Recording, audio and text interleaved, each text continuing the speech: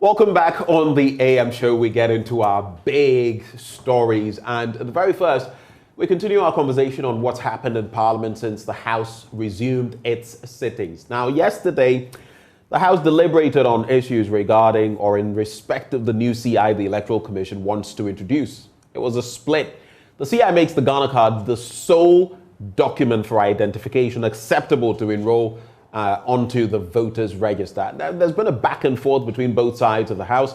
The minority leader, Dr. Kasilato Forson, says the NDC is still opposed to a new constitutional instrument the Electoral Commission is seeking to lay in the House. The majority side, led by Oseiche Mensah-Botsu, says if the new CI is not approved in time, the EC will not be able to conduct the district level elections later this year.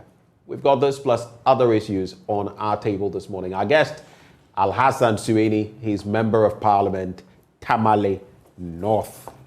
Mr. Sueni, a very good morning to you, sir. Good morning, my brother. Hope you're well. I'm very well. Right. I'm very well. And since I mentioned Tamale, we've spoken to a lot of, so we've had Tamale Central, we've had Tamale North, and Tamale South. Tamale South, I think. We've been interacting with a lot of the members of Parliament in that area. It just hits me. Okay. How is Tamale North? Alhamdulillah, is doing well. When was the last time you were there? About 3 weeks ago. Okay. Yeah. And in terms of the needs of the constituency, what are your roads like, your hospitals? What is infrastructure like in Tamale North? Tamale is a bustling, city, but you also have your issues, right? What's the reality in your constituency?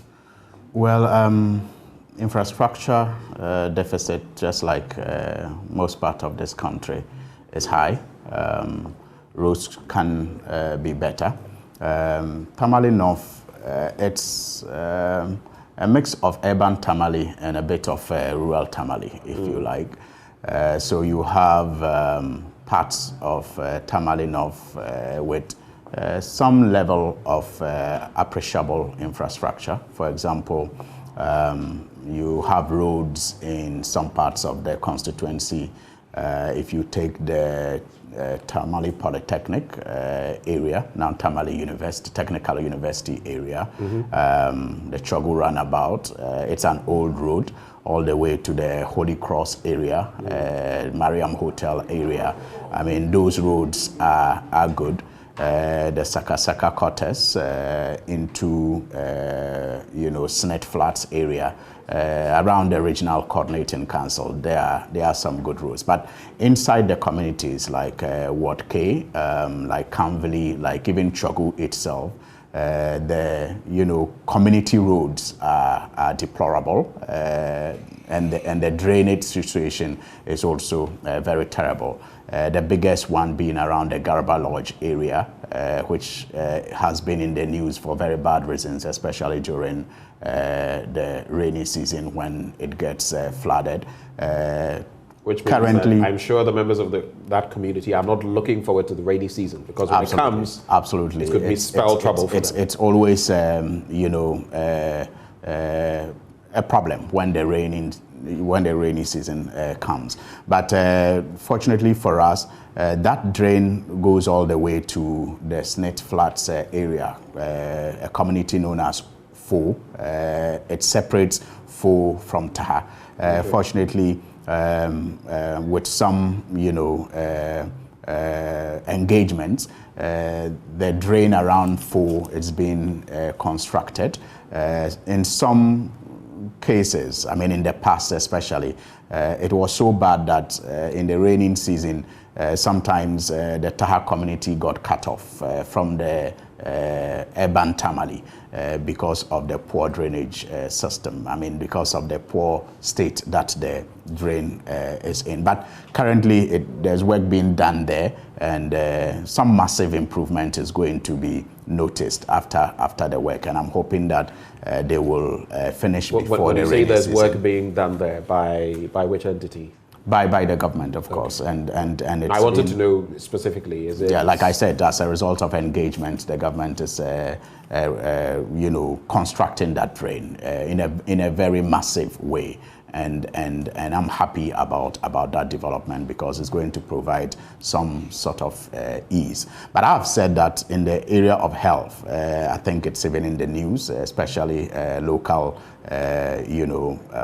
websites in the area of health, that as a member of parliament, with all humility, I have performed better than the Akufo-Addo Bawumia government when it comes to providing infrastructure in the Tamale North constituency. For example, in the last couple of years, through engagements, we have been able to construct about 3 new, clinics in Ward K, one in Ward K, one also in Balahe. We also have one in Fo. We have also refurbished almost all existing chip compounds in the constituency and equip them with, what they will require to provide healthcare for the people. In the area of education, we've also done our bit by way of supporting the construction of 6 classroom blocks, 3 unit classroom blocks across the constituency. We have renovated existing ones as well and provided furniture to many schools in the area. We have also supported people who are aspiring for higher education, especially tertiary level. Only about a couple of weeks ago when I was there, we saw to the payment of the admission fees of all students who had admission to pursue medical courses, nursing, community health nursing, and all the other health courses like laboratory technicians and all of that.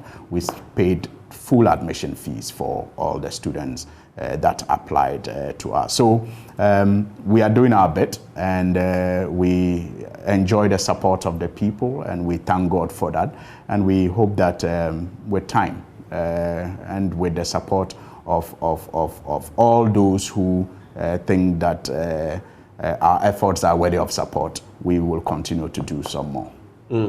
Let's talk about schools. Recently in Pandai, in the northern region, we put up that documentary which exposed the fact that many of these schools were without desks. The deficit was about 7,000, and that story, though the education minister didn't like it, now 5,000 desks have been sent to that part of the country.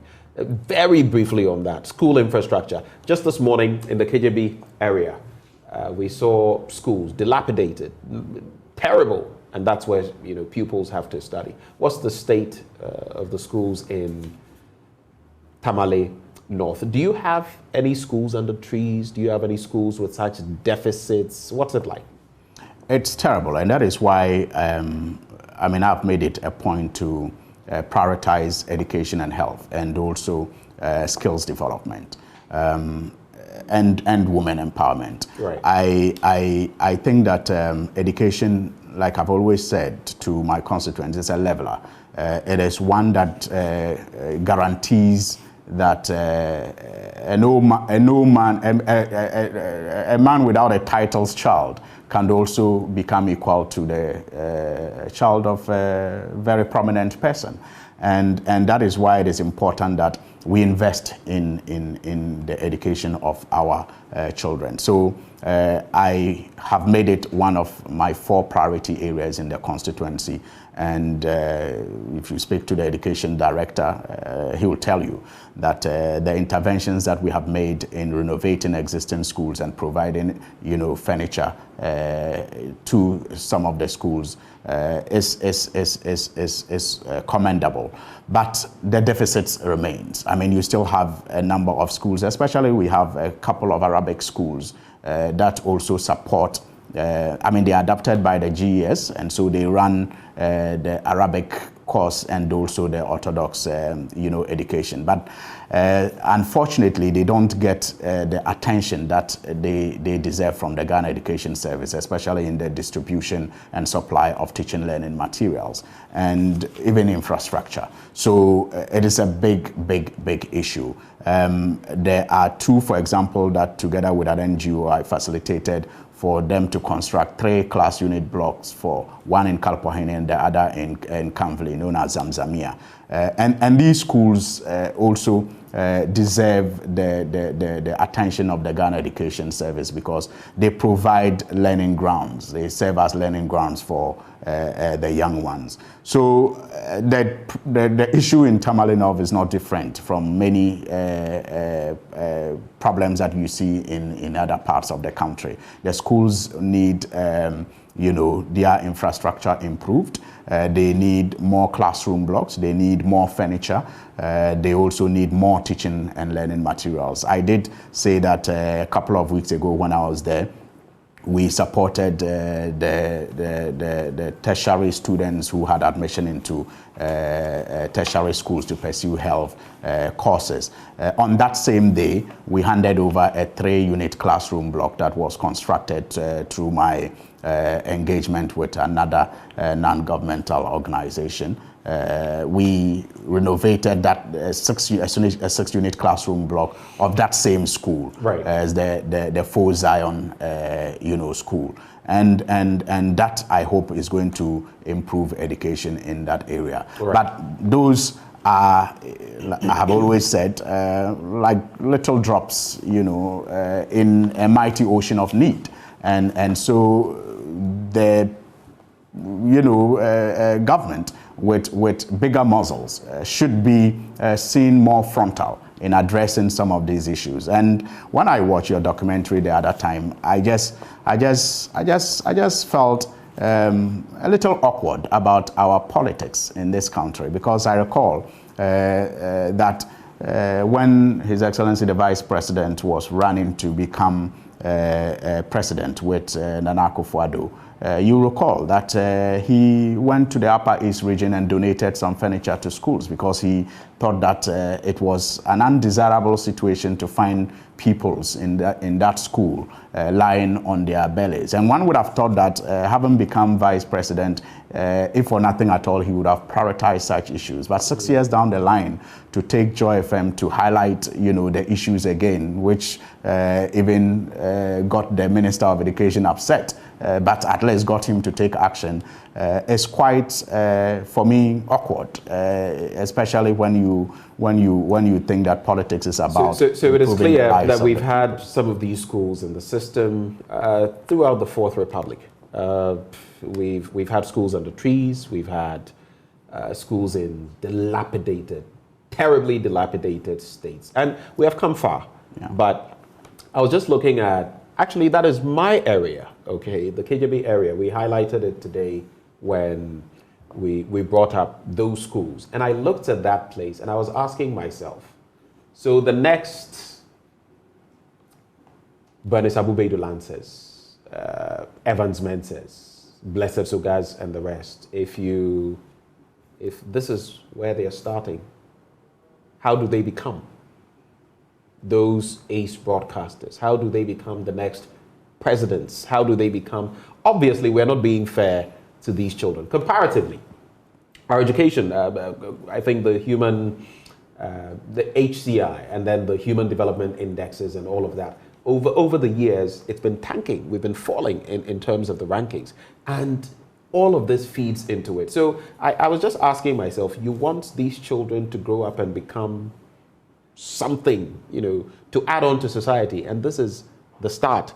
And the basics are the most crucial, the most important part. And look at how we are treating them. So as for that issue, only time will tell. We have less than 20 minutes, but I have a number of issues that I want us to look at. So let's get down to it. Maybe bite-sized answers will be good so that we can exhaust them. Let's talk about the new CI that the EC is hoping to lay before Parliament. Your two sides, the minority and the majority, are not in agreement on the way forward. The EC has been categorical that this will only affect continuous registration. Okay? It's not the compilation of a new voters register. The EC has been clear on that. Dr. Srebo Kwaku has been speaking on that. But what is your fundamental issue in respect of the Ghana card? After all, we're all supposed to have it. Well, fundamentally, the NDC is not opposed to us using the Ghana card as a source document when it comes to registering for the purpose of elections or voting. We are not fundamentally opposed to it. We only have highlighted the fact that from the data of the NIA itself, most Ghanaians do not have the national identification card, and it is not through their fault. It is, are you saying in most some Ghanaians cases, don't? Many Ghanaians. Let me say many Ghanaians. But not most. Many Ghanaians. Because at least, even from last year, the last time I checked with the numbers, quite a lot of Ghanaians, if I'm not mistaken, about 16 million, had latched onto it. And there was about 4 or 5 million what is in our terms population? of a deficit. And what is our population? But it's not everyone who is registering at a go. You know that, right? There are age categories. We've been registering according to age categories. That's why at a point, even children who have been born to a certain age were not registered. It is not a debate. I mean, I'm just saying that most or many... It's not the entirety of the population. I'm just saying that most or many is not entirely wrong if you are going to compare it to No, I was just saying that if you're going to use most and you use the catchment groups, then I don't think it's being fair. But when you look at... I am saying that I didn't numbers, categorize any group. Right. I didn't. I just said that based on the data, most Ghanaians, and you said most, I said many. I don't know why we are debating it. The point is, it's not all 31 million Ghanaians who are registering at a go. Well, but I'm saying that if you say according to the data, most. And you said most, I said many, but you still want to litigate it. I don't know what the purpose is, but we can move on. Let's look at the catchment area. I'm sure you want to focus on, which is voters, right? That's your catchment area. But with a point, what is your concern? The point shouldn't be lost.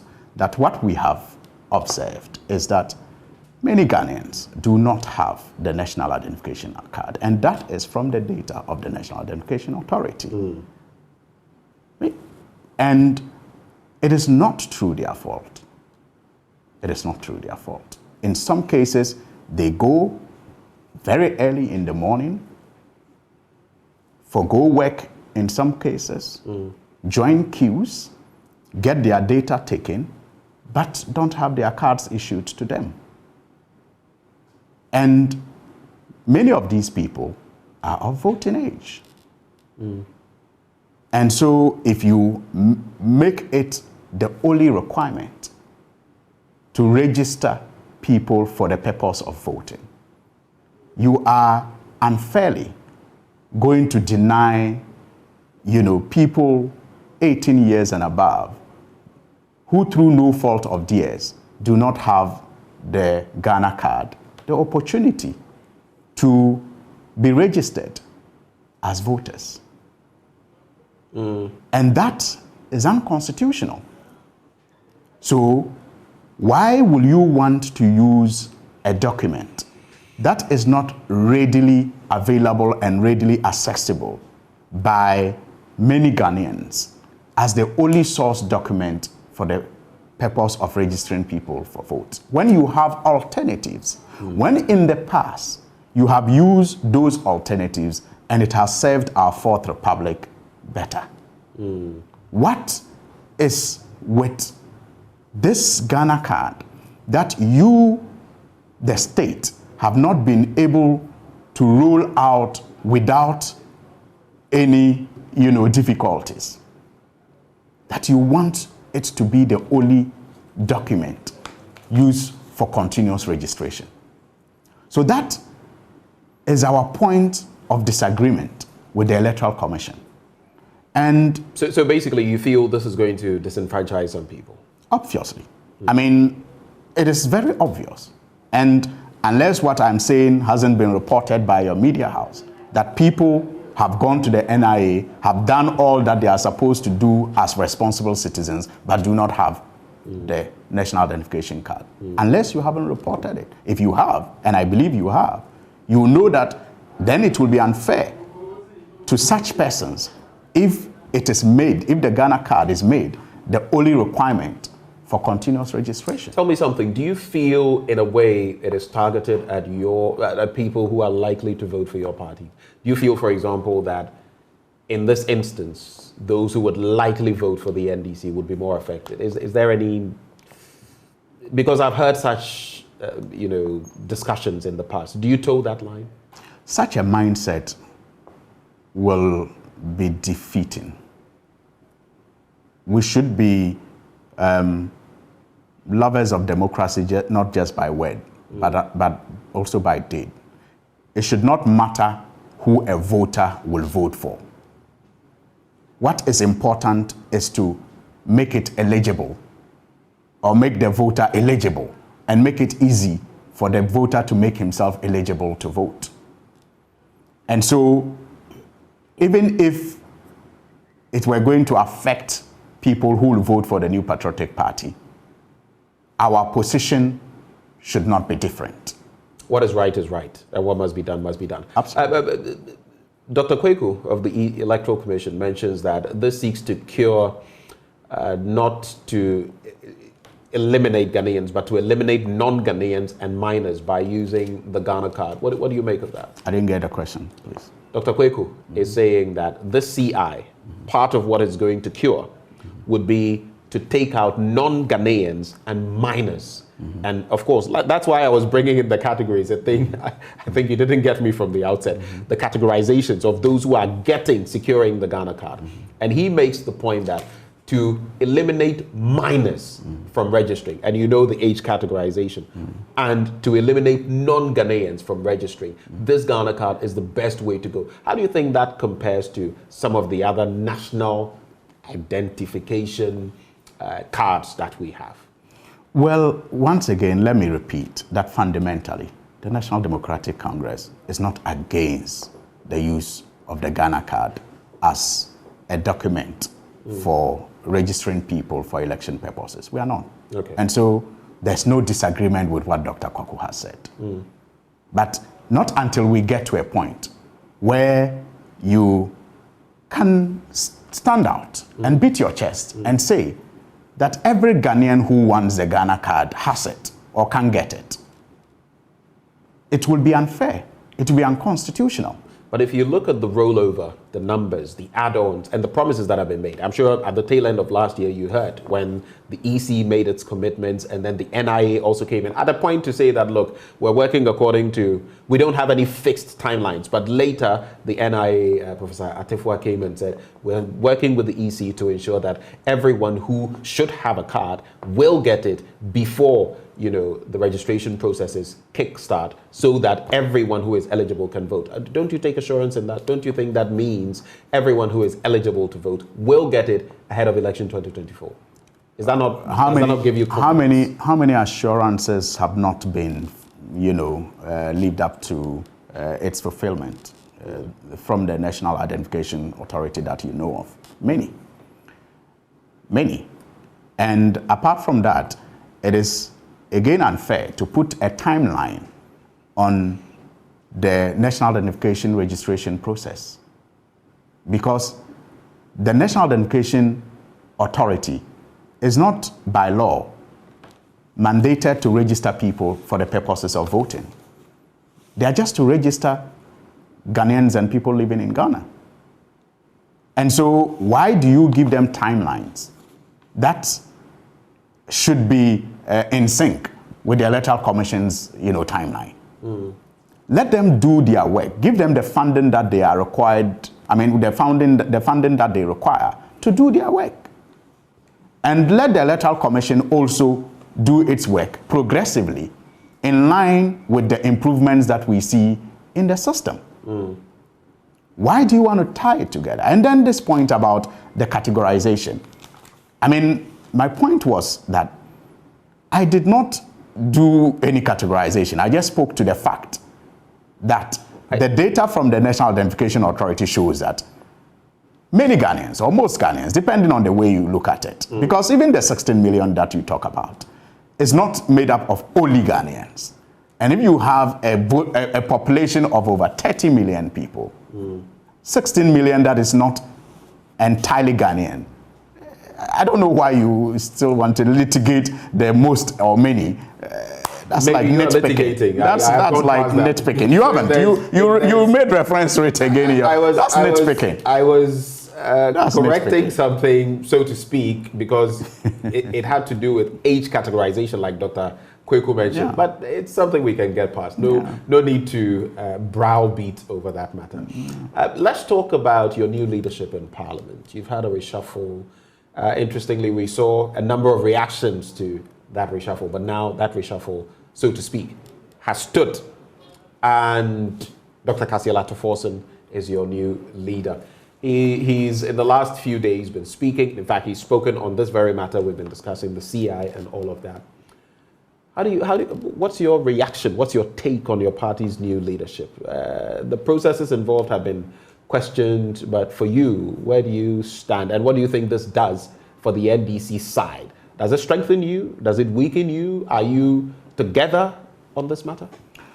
Yes, I mean, now we are together on this matter. I mean, in the beginning, now you are together. Absolutely. I mean, okay. It will be. I'll be remiss to say that it was all kosher. I mean, it is obvious that in the beginning we were not together, and that is what led to about 71 members of Parliament on our side petitioning the Council of Elders to look at it. So we were not together in the beginning. Were you one of them? Yes, I was, and I am happy that at the end, because I actually saw lists with your name and you subscribing to, but you know, some of these things you must hear from the horse's own mouth. And because we spoke to some of these people and they even said, no, I didn't sign up to this. So I just had to ask that question. No, I get it. So I was one of the people. But the point is that now we are all together, and at the last meeting that was held with the party leadership together with the Council of Elders,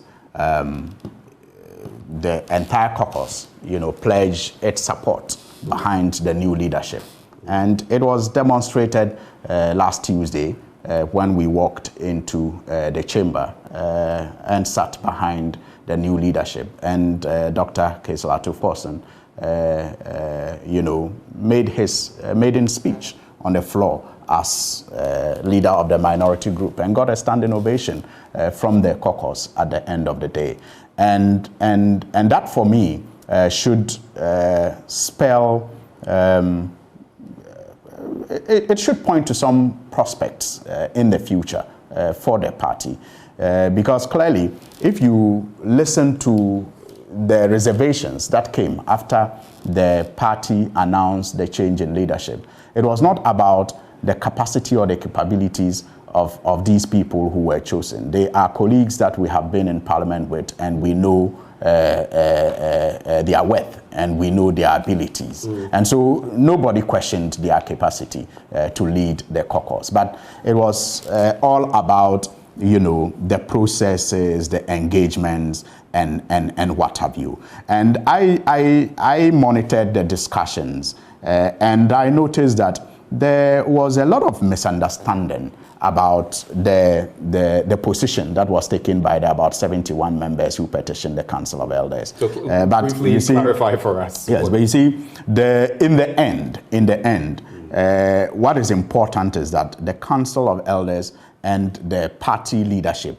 understood what the issues were, and I'll just maybe share a paragraph or two with you. A paragraph or two from the release that was issued by the Council of Elders after meetings. Yes. It says that the Council of Elders acknowledges the leadership, and no, that's not the one I want to share. I want to just, go to, let me just a minute.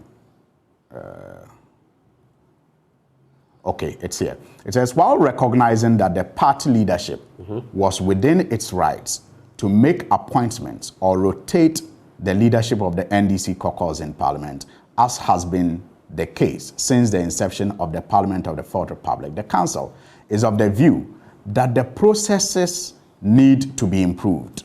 Accordingly, the Council noted that in the instant case, the approach, 1, level of consultation, 2, timing, 3, as well as the mode, 4, and manner of notifying the affected persons could have been better. Okay. And these were the issues that the 71, had.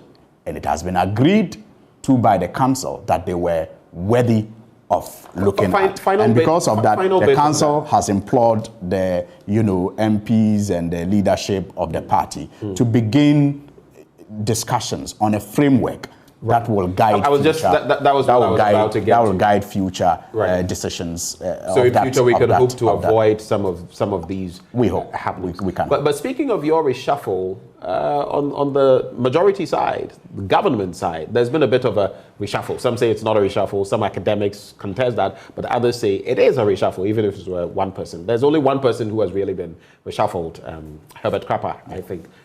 But there are the four individuals coming in and that one elevation. When you look at the new appointees or nominees, so to speak, Brian Echampong for Agric, Kobina Tahiru Hammond for Trades and Industry, with his deputy being now Dr. Stephen Amwa, Sticker. When you look at the dynamics in the some Asabi coming in now, Asamoah Boateng, what is your quick reflection? And I want you to tie that into this bit. Downsize government, cut costs, Pentecostal and charismatic council. When you look at this purported reshuffle, your colleague, Member of Parliament for Anyaso Utum, Dr. Dixon Adumaku Kisi, told me just about yesterday or 2 days ago that this was just the start, that from what he has heard, there would be more by way of a reshuffle. What are your expectations in that regard? I don't have any expectations, unfortunately, because this government hasn't only sunk. Unfortunately, they have sunk with our economy and with all of us in it. And I don't have any hope that any injury time player can make any dramatic changes to the state of our country today. So I think it is much ado about nothing. It is just going to be an opportunity for people to also have their name on the playlist. Really? Kobina Tahiru Hammond served under Kufuor, I think, 2005 to 2009. He's been a minister before. Brian Echampong has been a minister of state twice, different portfolios.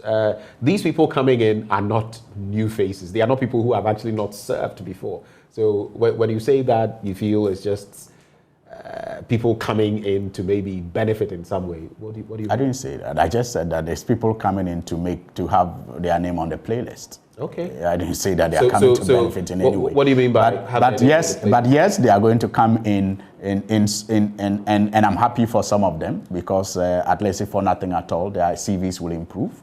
But you're happy but their CVs will improve. Absolutely. I mean, their CVs will improve. For like which ones? At all.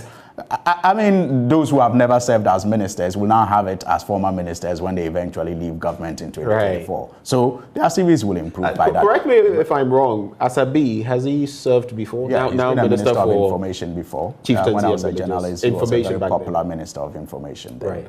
Yeah. So for those of them who have never been, their CVs will improve. But Dr. Stephen Amwa is the first time.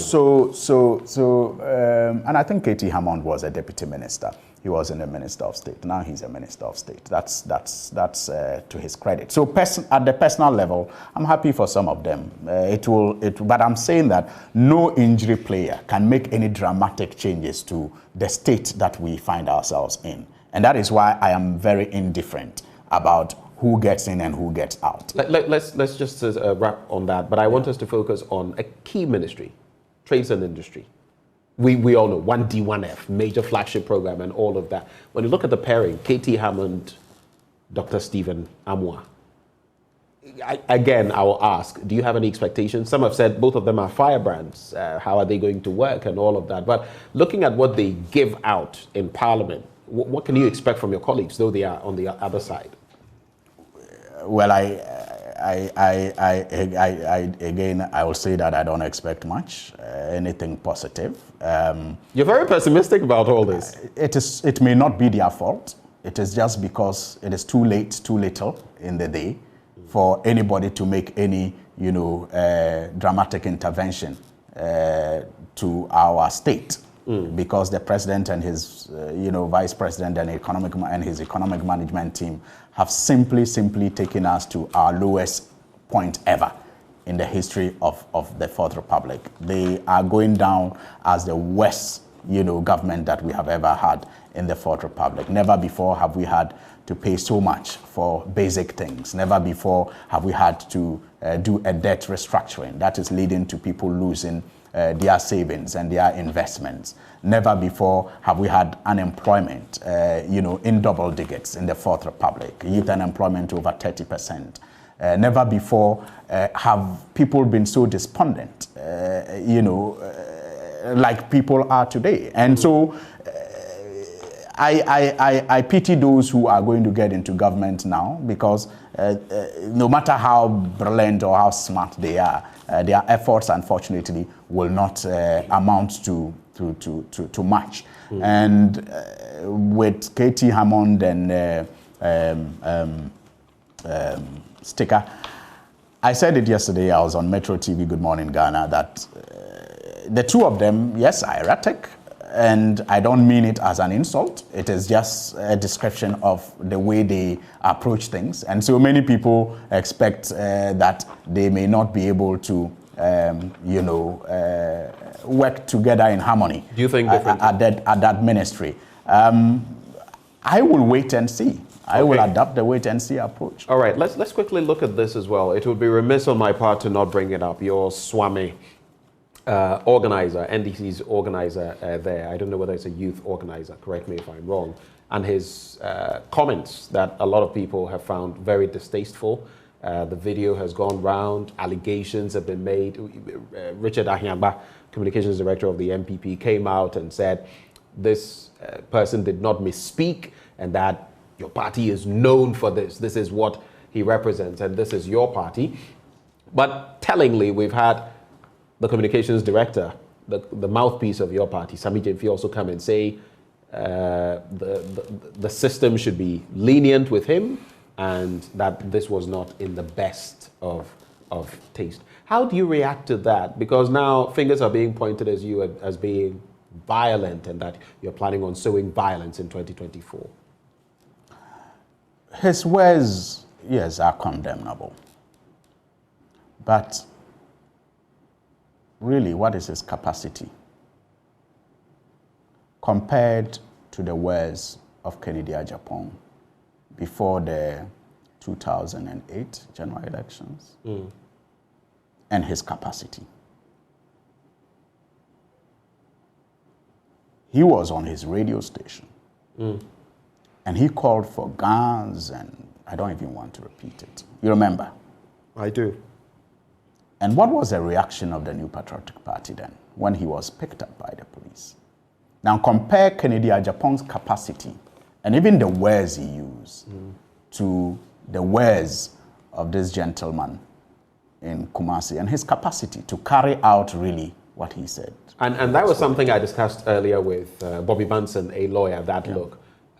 In reality, in law, you would look at intent and you would look at the capacity of the person to do it. But at the same time, you cannot overlook he's an organizer in the constituency. Sometimes a little spark is all it takes. We've seen it in other jurisdictions. I don't disagree with any of that. I'm just pointing to the double standards that, sometimes irk me in our politics.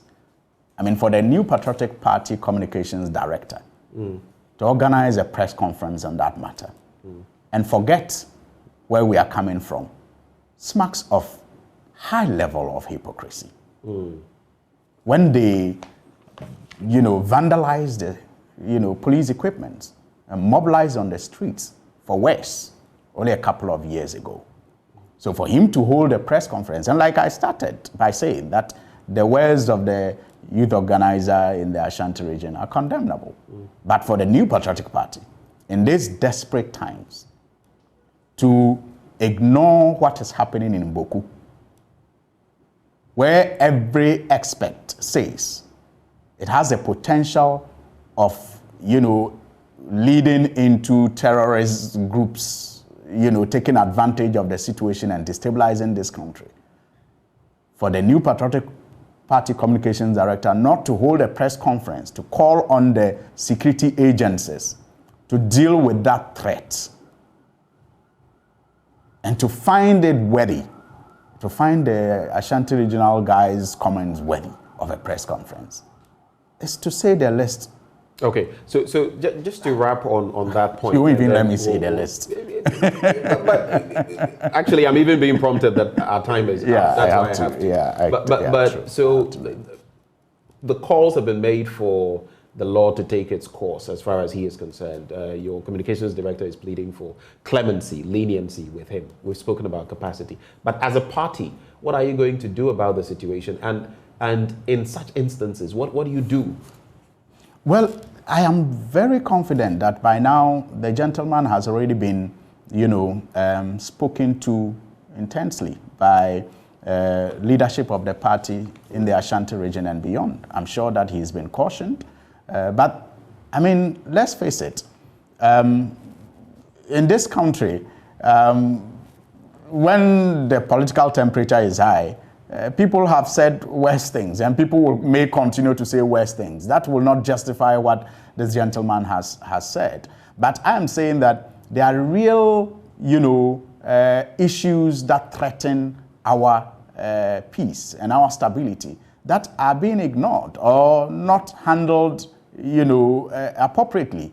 Those are the issues that should get our attention. And I am very confident that the National Democratic Congress will deal with its recalcitrant members and urge them to focus on ensuring that we protect the ballot. Yes, even if it has to be at the peril of our life, we need to do so. And saying that even at the cost of our lives is not, a threat to our stability and our peace. It's actually, in my view, a constitutional duty, because we are enjoined by the Constitution to even at the peril of our lives, protect the Constitution. And that is not to say that when you declare to protect, the Constitution at the peril of your life, you are calling for war. In the same way, when you declare to defend your party's position and to defend your party's right, to take part in an election that is free and fair, it doesn't amount to calling for war. It doesn't amount to threatening the peace of this country. We need to understand that.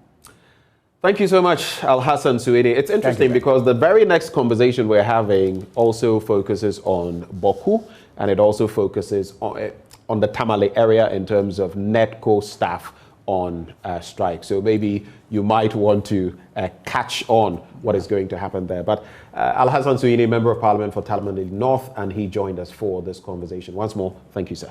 Always a pleasure. Thank you. Do stay with us, because up next, we're going to the northern region, and we're going to hear from the NEDCO staff and exactly what is happening there. We're also going to give you the latest on the Boku situation. All of that coming up on the AM show. Do stay.